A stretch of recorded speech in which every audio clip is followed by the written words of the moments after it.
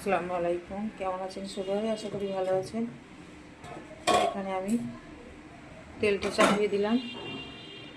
আর এই দেখুন আমার পেঁয়াজ, এই হলো বেসন, লঙ্কার গুঁড়ো, লবণ। এবার লবণটা দিয়ে নেবো।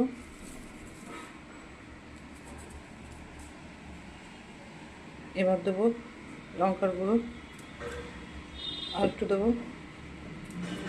এবার দেবো বেসন, বেসন দিয়ে দিলাম।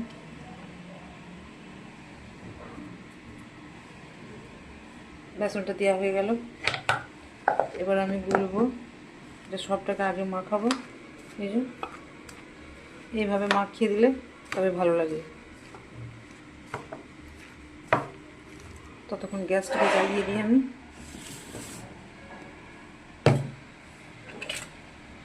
তো বন্ধুরা, এই অন করলাম,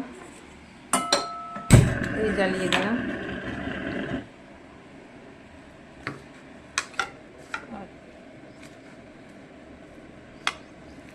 আগে শুকনোটা তো মাখিয়ে নিই, তারপরে এবার পানি দেবো। দিয়ে দিলাম পানি।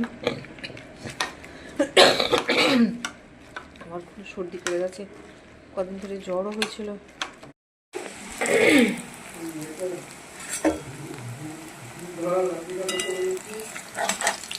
বন্ধুরা, এটা আমি উল্টে দিচ্ছি, ছেড়ে গেল সব।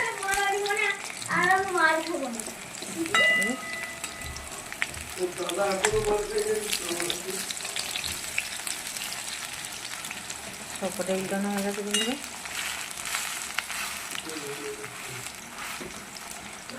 আমরা আবার মোটা মোটা পেঁয়াজি খেতে চাই না, একটু পাতলা পেঁয়াজি হবে, খেতে ভালো লাগে।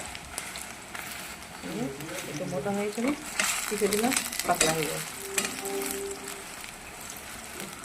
আর ঠান্ডার সময় এরকম গরম গরম পেঁয়াজি, মুড়ি, কাঁচা লঙ্কা খেতে যে দারুণ লাগে।